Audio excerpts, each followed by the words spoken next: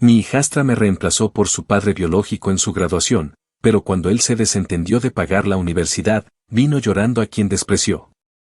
La graduación de Laura fue uno de esos días que, aunque sepas que va a doler, no estás ni remotamente preparada para lo fuerte que va a golpear. Durante semanas me había mentalizado de que algo iba a salir mal. No porque tuviera mala suerte, sino porque conocía a la perfección a la persona que había reaparecido en su vida como un parásito maldito después de años de silencio absoluto, su padre biológico. Ese cabrón, que había desaparecido cuando ella apenas tenía 6 años, decidió reaparecer como si nada faltando un mes para la ceremonia, con una sonrisa plastificada. Un par de historias recicladas sobre haber cambiado y una supuesta redención que solo los idiotas o los adolescentes ingenuos pueden creerse. Y ahí estaba mi hijastra, con los ojos brillando por tener de nuevo a papá, como si todos los años que yo había estado ahí limpiando vómito, consolando lágrimas y sosteniendo sueños no valieran ni una puta mierda. Había sido yo quien se encargó de toda la logística de la graduación. Me peleé con la directora para que la dejaran hablar en el podio, coordiné el vestido, la toga, los tacones, hasta las putas fotos familiares. Me había gastado más de lo que debía en su ramo de flores favorito y hasta mandé imprimir una pancarta con su nombre que decía, «Estamos orgullosas de ti, Laura». Nótese el estamos, porque hasta el último segundo, creí, o quise creer, que ella me veía como parte esencial de su camino. Pero bastó con que él apareciera para que toda esa historia se reescribiera con tinta barata y emocionalmente chantajista. Desde que lo vi bajarse de ese Hyundai raído, con gafas de sol y una camisa medio planchada, supe que venía a figurar. Lo más irónico es que ni siquiera era su logro, pero se lo robó como si fuera un maldito trofeo olvidado. Durante toda la ceremonia, me senté en la segunda fila. Ella me había pedido que no estuviera tan al frente porque, según dijo, los asientos de adelante estaban reservados para los padres. Escuchar eso me partió como si me hubieran roto el esternón con un bate. Apenas pude sostener el ramo. Sonreí como una estúpida cuando pasó junto a mí sin mirarme, pero luego se detuvo frente a él, le lanzó los brazos encima y gritó, «Papi», como si estuviera en una película que no merecía el presupuesto. Todos aplaudieron como focas. El tipo le dio un beso en la frente, le tomó la cara con ambas manos como si no hubiera pasado una década entera sin aparecer, y posaron para una foto que yo ni siquiera sabía que alguien había planeado. En ese momento entendí que no había espacio para mí en esa escena. No fui madre, ni figura, ni guía, ni nada.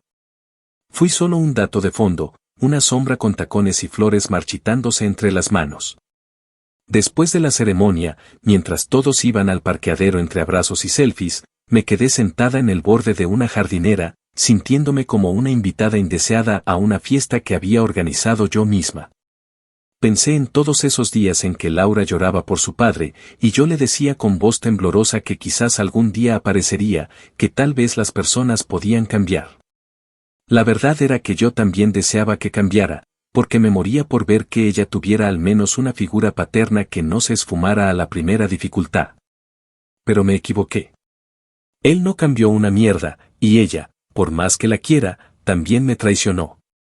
No quise discutir esa noche. Me fui antes de que alguien viniera a darme las gracias por estar ahí siempre como suelen hacer cuando quieren minimizarte a un adorno emocional. No le escribí, no la llamé, no comenté nada. Dejé que disfrutara su foto perfecta con su padre recién pulido, dejé que creyera que había elegido bien. Pero en mi cabeza, mientras manejaba sola a casa con la radio apagada, solo pensaba una cosa, cuando él vuelva a desaparecer, porque lo hará, siempre lo hace, no voy a ser su red de seguridad. No esta vez. Que se hunda con todo y sus falsas ilusiones. A ver si así aprende a no despreciar a quien le sostuvo la vida entera sin esperar una puta medalla. Actualización 1. Pasaron poco más de 5 semanas desde aquella graduación y, como lo predije sin margen de error, el cuento de hadas que mi hijastra se había inventado comenzó a desmoronarse con la rapidez con la que una mentira se cae cuando no tiene base. Me mantuve al margen, no porque no me importara, sino porque necesitaba que ella lo viera con sus propios ojos. Necesitaba que lo viviera, que lo sintiera hasta los huesos. Que entendiera que hay traiciones que no se borran con un abrazo ni se corrigen con un perdón, no sabía. Durante ese tiempo, me limité a observar. Me enteraba de cosas por terceros, la mamá de una compañera suya, una vecina que la había visto en el supermercado, incluso un ex compañero de mi trabajo que conocía al primo del imbécil con el que ahora vivía. Todos los hilos conducían a la misma imagen patética. Laura se había mudado con su papá biológico a un apartamento chiquito en un complejo medio venido a menos, donde las paredes eran tan delgadas que se escuchaban hasta los estornudos del vecino de al lado. Lo curioso es que al principio, según me contaron, todo era color rosa. Que salían a comer fuera, que él la llevaba en su carro viejo a hacer vueltas, que incluso habían publicado una foto abrazados en un restaurante mediocre de tacos con un pie de foto que decía por fin juntos como debía ser. Me lo mostraron. La vi. Y sí, me dolió. Me revolvió el estómago. Pero también me reforzó la certeza de que todo eso era un castillo de naipes sostenido con babas. Él no tenía ni idea de lo que significaba cuidar a alguien más que no fuera él mismo. No sabía lo que era pagar una factura de la universidad, ni cumplir una cita médica, ni quedarse sin dormir para ayudar con un proyecto de último minuto. Él vivía en su burbuja de autoengaño, creyendo que con estar presente unos días podía lavar una década entera de abandono. Y como era de esperarse, la burbuja explotó.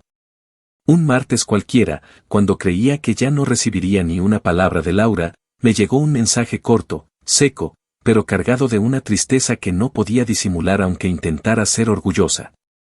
Me dijo que necesitaba hablar, que no sabía a quién más acudir, que su papá le había dicho que no podía ayudarla con lo de la universidad. Así, sin rodeos. Le había prometido desde hacía meses que se encargaría de cubrir los costos, que era lo mínimo que podía hacer para recuperar el tiempo perdido. Pero cuando llegó el momento de verdad, cuando tocó firmar papeles y entregar el primer cheque, se hizo el huevón.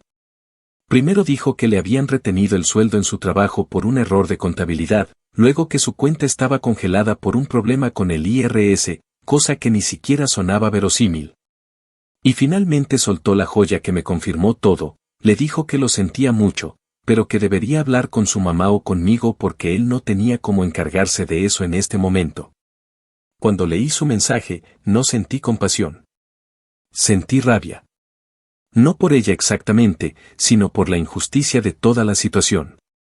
Por el descaro de ese cabrón que había llegado, se había puesto la medalla ajena y ahora huía como la rata que siempre fue. Y también, en lo más profundo, por la facilidad con la que Laura me había tirado a la basura. Aún así, no le respondí de inmediato.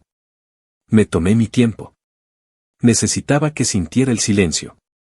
Que supiera que las decisiones tienen consecuencias, que cuando le das la espalda a alguien que ha estado en cada puto paso de tu vida, no puedes simplemente volver cuando las cosas se tuercen. Esa noche, mientras cenaba sola frente al televisor sin prestarle atención a lo que pasaba en la pantalla, decidí que no le iba a dar una respuesta inmediata. Pero sí me iba a encargar de que aprendiera. Y que él, especialmente él, no volviera a figurar sin pagar las consecuencias. Porque si algo me quedó claro esa noche, es que el verdadero error no fue que ella lo eligiera, fue que yo dejé que él volviera a entrar en nuestras vidas sin advertirle que lo único que sabe hacer es destruir. Actualización 2. Habían pasado casi 3 meses desde que Laura se fue a vivir con él y poco más de uno desde que me escribió aquel mensaje entre arrepentimiento y desesperación, aunque no fuera capaz de admitirlo del todo. No me volvió a escribir después de eso, pero tampoco era necesario. Yo ya sabía cómo se desarrollaban esos ciclos, promesas vacías, decepción, llanto, vergüenza. Lo viví en carne propia durante años cuando ella era una niña que preguntaba si papá iba a venir al cumpleaños, o si el regalo sí era para ella y no para la otra hija que él tenía con otra mujer. Durante todo ese tiempo me convertí en un muro de contención emocional, recogiendo los pedazos de una autoestima infantil rota por un hombre que siempre encontraba una excusa para no estar. Y ahora, verla repetir el mismo patrón, solo que a los 20 en vez de a los 6, me partía una parte muy antigua de mí que pensé que ya no dolía. Fue durante ese mes que se me ocurrió cómo empezar a mover los hilos, no por venganza inmediata, sino por estrategia. Porque ya no iba a lanzarme de cabeza a resolverle la vida a alguien que me dejó fuera de una de las etapas más importantes de su historia. Si ella quería que la tratara como una adulta, que asumiera las consecuencias de sus decisiones como tal. Pero eso no significaba que no pudiera ponerle un espejo frente a la cara. Así que empecé a dejar rastros, a sembrar dudas con gente que sabía que eventualmente le llegaría. Una amiga de ella que aún me tenía cariño, una profesora del colegio que todavía me escribía en Navidad, un contacto en el departamento de orientación de la universidad. Todos ellos sabían que Laura estaba en aprietos, y yo me aseguré de que también supieran, sin decirlo directamente, que quizás aún había una posibilidad de apoyo, pero no si su padre seguía interfiriendo. Era una forma de ponerle un pequeño ultimátum sin tener que decirlo de frente. El golpe más certero, sin embargo, fue uno que planeé con la precisión de una maldita cirujana. En un movimiento que consideré digno de la misma hipocresía que él había mostrado durante años, me inventé una beca especial, una ayuda privada que yo misma podía ofrecer si alguien se comprometía como garante financiero. Lo planteé como si viniera de un fondo externo, sin que tuviera mi nombre por ningún lado, solo como una oportunidad única. El único requisito, según el documento falso que mandé con membrete y todo, gracias a una amiga que trabaja en diseño gráfico, era que el padre biológico de la estudiante firmara una declaración jurada donde se comprometía moral y públicamente a cubrir cualquier deuda restante que no alcanzara a cubrir el fondo. Un simple papel. Una firma. Una chance para quedar como héroe. Y, como buen imbécil narcisista que es, cayó. Lo cité en una cafetería del centro, con la excusa de que necesitábamos su firma para avanzar con la matrícula. Le dije que Laura estaba ilusionada, que podía ser su oportunidad de redimirse como padre, que eso quedaría en los archivos oficiales y que sería parte de su legado. Él, engreído, se echó hacia atrás en la silla, cruzó los brazos y me soltó esa risa hueca de mira cómo he cambiado. Me dijo que él siempre había querido ayudar, que lo suyo no era abandono sino circunstancias de la vida. No le respondí nada. Solo le pasé el sobre con los papeles, señalándole la línea donde debía firmar. Su pluma apenas tocó el papel cuando leyó las palabras compromiso legal y responsabilidad financiera en caso de incumplimiento del fondo. Se detuvo. Me miró con esos ojos de perro asustado que ya conocía. Preguntó qué significaba eso exactamente y fingí no entenderlo del todo. Le dije que era algo simbólico, que no se preocupara, que era solo un trámite. Pero no firmó. Dio vueltas al sobre, revisó las letras pequeñas, bufó. Me dijo que prefería pensarlo. Que iba a consultarlo con su contador, como si tuviera uno, y que luego me avisaba. Lo dejé ir sin insistir, pero con una sonrisa que no se me quitó en todo el camino de regreso. Porque ya había hecho lo que tenía que hacer, demostrarle a Laura, sin decirle ni una palabra, que cuando toca demostrar amor con acciones concretas, él siempre será el primero en desaparecer. Solo era cuestión de tiempo para que ella se diera cuenta por sí misma. Solo tenía que esperar el momento exacto en el que su castillo de ilusiones se terminara de desplomar. Y cuando ocurriera, porque iba a ocurrir, no le iba a tender la mano con suavidad. Se la iba a extender con firmeza, pero con las condiciones claras. Porque si algo había aprendido de esa humillación en la graduación, era que ser buena no siempre sirve para una mierda. A veces, toca ser justa, aunque eso signifique ser fría. Actualización 3. 4 semanas después del encuentro con su papá estrella fugaz, como ya lo llamaba en mi cabeza, Laura volvió a escribirme. Esta vez no hubo formalismos ni orgullo mal disimulado. El mensaje llegó pasadas las 9 de la noche, en un tono entre derrotado y asustado, como si apenas estuviera cayendo en cuenta de todo lo que había desperdiciado. Me dijo que el semestre estaba por comenzar, que solo había logrado que le aprobaran una parte de la ayuda financiera y que el resto de la matrícula tenía que cubrirlo ella misma. Su tono había cambiado, ya no era la chica que lo apostó todo por una figura paterna de cartón, ahora hablaba como quien siente el peso real del mundo encima y empieza a sospechar que no hay nadie más que vaya a cargarlo por ti. Me dijo que su padre, después de leer el contrato, se había puesto a la defensiva, que lo acusó de trampa, de querer amarrarlo legalmente, y que desde entonces solo le respondía los mensajes con un te aviso, que nunca llegaba. No le respondí de inmediato. Me tomé una noche para pensar. Podía simplemente pagarle el resto de la universidad y ya, hacer lo que hacía siempre, resolver el desastre que otro había creado. Pero algo dentro de mí se resistía, no por falta de amor, sino por dignidad. Porque esta vez, si iba a ayudar, tenía que hacerlo con intención, no como rescatista de emergencia. Así que la cité en mi casa, donde todo había empezado, donde creció, donde lloró y rió durante años.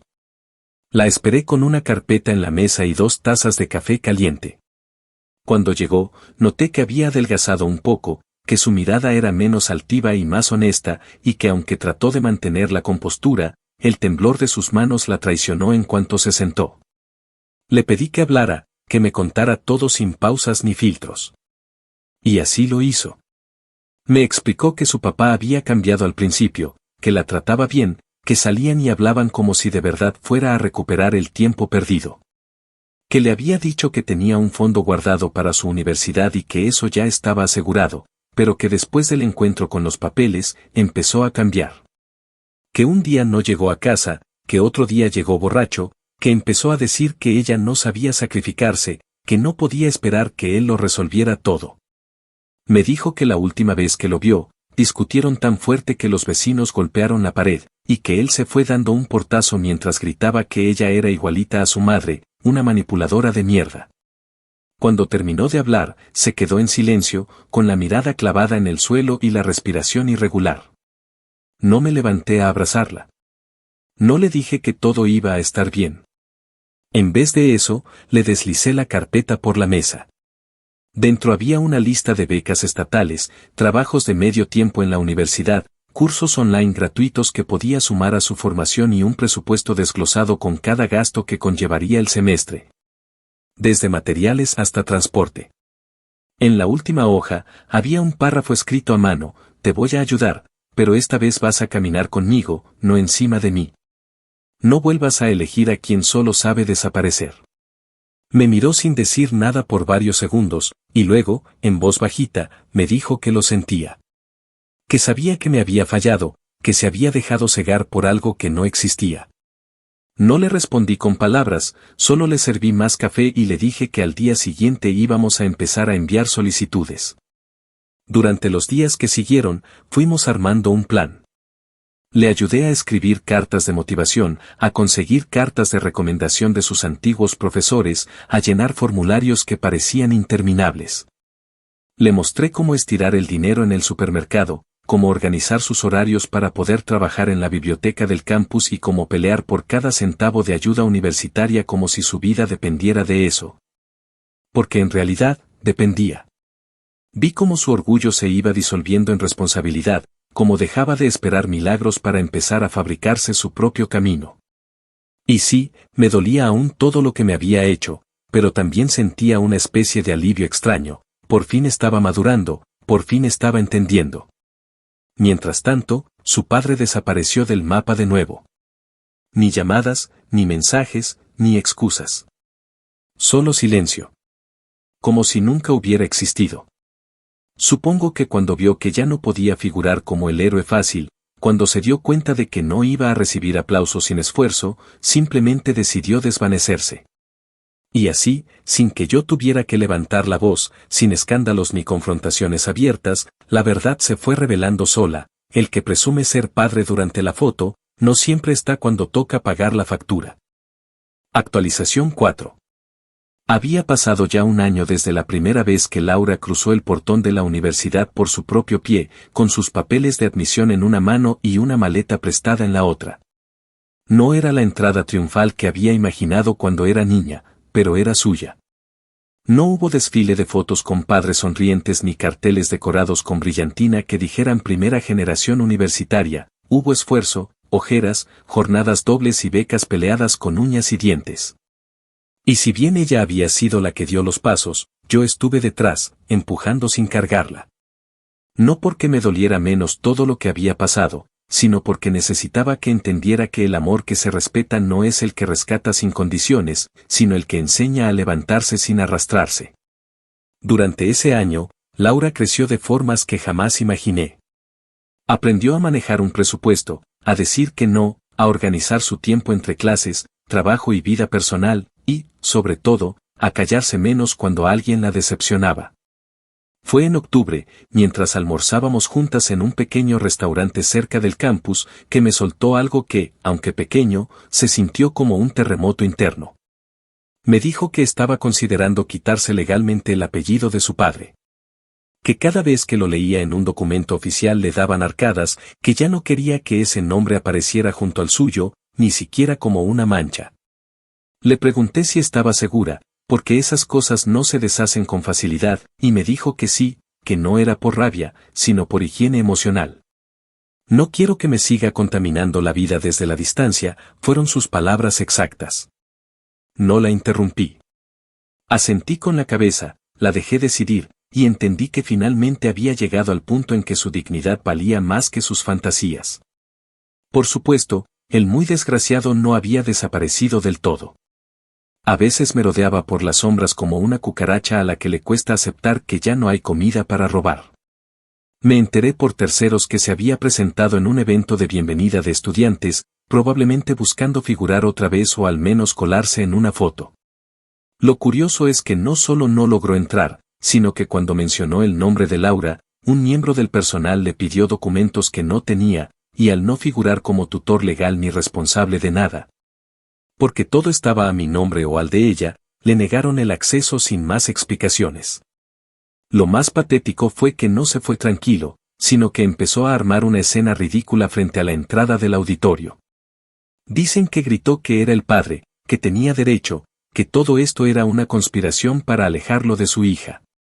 Nadie le creyó. Nadie se molestó en calmarlo. Al contrario, lo sacaron escoltado por seguridad mientras algunos padres lo miraban con ese desprecio silencioso que solo se reserva para los que intentan figurar donde no hicieron ni mierda para estar. Cuando Laura se enteró, ya era tarde. Yo me debatía entre contarle o dejarlo pasar, pero terminé optando por decirle la verdad, aunque de forma neutral. Su reacción fue tan madura que me dejó helada. No lloró, no gritó, no buscó culpas. Solo se acomodó en el sofá, respiró profundo y me dijo que no le sorprendía. Que a esas alturas ya no esperaba nada de él, que estaba cansada de gastar energía en alguien que solo sabe pedir sin dar. Y en ese momento, con esa calma triste pero firme, supe que la niña que un día lo idolatró había muerto del todo. Lo que quedaba era una mujer que había aprendido a distinguir entre presencia y responsabilidad, entre palabras bonitas y hechos concretos. Por mi parte, no sentí placer ni alivio inmediato al saber que lo habían humillado. Lo que sentí fue justicia. No la justicia de los juzgados, sino la que se cocina lenta, en silencio, y se sirve cuando la memoria aún escuece pero ya no quema. Porque él no solo había fallado una vez. Lo había hecho tantas veces que ya era una rutina. Y esta vez, el mundo había tenido los cojones de decirle que no. Que no podía seguir robándose espacios que no le pertenecían, que no bastaba con aparecer en las fotos y nunca estuvo en las cuentas, en los turnos dobles, en las madrugadas de angustia. A partir de ahí, dejé de temer que volviera a aparecer. Porque aunque lo hiciera, ya no podía hacer daño. La imagen que Laura tenía de él estaba tan desgastada, tan remendada y parchada, que ya ni servía de escudo. Y lo mejor era que no había sido por mi intervención directa, sino por su propio peso, por el mismo patrón repetido una y otra vez hasta que finalmente se quebró. A veces, lo más contundente no es lo que haces, es lo que dejas que el otro se haga a sí mismo. Y él, sin duda, se había destruido solo. Actualización final. 2 años después de todo lo que pasó, Laura se graduó de la universidad. Esta vez no hubo padre ausente colándose en las fotos, no hubo promesas vacías ni figuras decorativas tratando de robarse los reflectores. Esta vez, todo lo que había en ese auditorio era real, el sudor, el esfuerzo, las lágrimas que nadie vio en los baños de la biblioteca, las noches sin dormir. Los turnos dobles y los rechazos de becas que dolieron como puñaladas. Fue un evento modesto, porque no teníamos miles de dólares para alquilar salones de hotel ni contratar fotógrafos profesionales, pero cada aplauso sonó como un trueno. Y cuando dijeron su nombre, el nombre que ya no cargaba el apellido de ese infeliz, me levanté antes que nadie. Aplaudí con las palmas ardiendo mientras caminaba hacia el escenario con esa dignidad silenciosa que solo tienen quienes han pasado por el infierno sin armar escándalo. Ella me miró desde la tarima, con ese gesto cómplice que se forma entre dos personas que saben perfectamente cuántas veces estuvo a punto de rendirse. Y cuando bajó del escenario, no fue hacia una figura masculina de postal que solo aparece en momentos convenientes. Fue hacia mí. Me abrazó con fuerza, sin decir nada, porque ya no hacía falta. Todo estaba dicho desde hace mucho, solo que ahora no quedaban dudas. Lo que pasó después fue casi irónico. Su padre, que llevaba desaparecido más de un año entero, ni un mensaje, ni una postal, nada. Se enteró por Facebook de su graduación gracias a una tía paterna que no sabe cerrar la maldita boca. Y como si no conociera su propio historial de abandono, decidió escribirle. Primero un comentario público, luego mensajes privados, y finalmente, llamadas. Todas ignoradas. Fue después de varios intentos que se atrevió a escribirme a mí. En un correo electrónico ridículamente largo, lleno de excusas recicladas y afirmaciones de que había cambiado, me pedía que le dijera a Laura que lo perdonara. Que no sabía lo difícil que era ser padre hasta que lo intentó. Que no esperaba que las cosas fueran así, y que solo quería una última oportunidad para estar presente. Lo leí una sola vez y ni siquiera me molesté en contestar. No porque no tuviera palabras, sino porque ya no tenía ganas de desperdiciarlas en alguien tan vacío. Cerré el correo, lo marqué como spam, y lo eliminé como quien saca la basura una noche de verano. Sin drama, sin lágrimas, sin rabia siquiera. Solo la certeza de que hay gente que no merece un asiento en la segunda oportunidad. Una semana después de la ceremonia, imprimí todas las facturas de la universidad. Cada pago que hice en los últimos 2 años, desde inscripciones hasta las putas impresiones que cobraban por página en la sala de lectura. Las organicé en un sobre, las grapé en orden y se las entregué a Laura una tarde cualquiera, sin aviso. Ella me preguntó qué era eso, y yo, mientras lavaba platos sin mirar atrás, le respondí que era solo un recordatorio. En la primera hoja, con marcador negro, escribí, por si algún día dudas de quién estuvo cuando realmente importaba. Ella no dijo nada, solo se me acercó por detrás y me abrazó en silencio. Y en ese gesto, entendí que ya no había más heridas abiertas. Solo cicatrices que nos pertenecían a las dos, pero que ya no dolían. Hoy Laura vive en otra ciudad. Tiene un trabajo estable, está por empezar su maestría y me llama una vez a la semana para contarme todo, desde lo más trascendental hasta lo más ridículo. A veces hablamos por horas, a veces solo nos mandamos memes y recetas de cocina.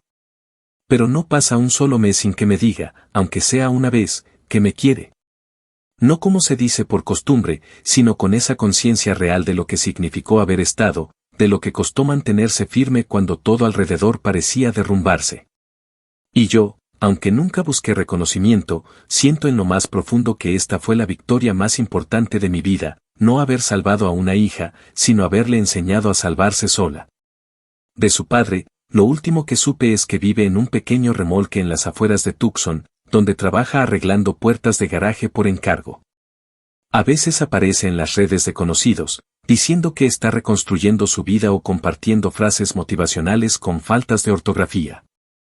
Pero ya no duele. Ya no pesa. Porque su ausencia dejó de ser un hueco para convertirse en prueba. Prueba de que a veces, la sangre no hace familia, y que quien merece estar en tu vida, no es el que aparece en las fotos, sino el que se queda cuando no hay cámaras, ni aplausos, ni diplomas. Solo mierda, caos y facturas por pagar. Ahí es donde se ve quién es quién. Y ese cabrón, como siempre, no pasó la prueba.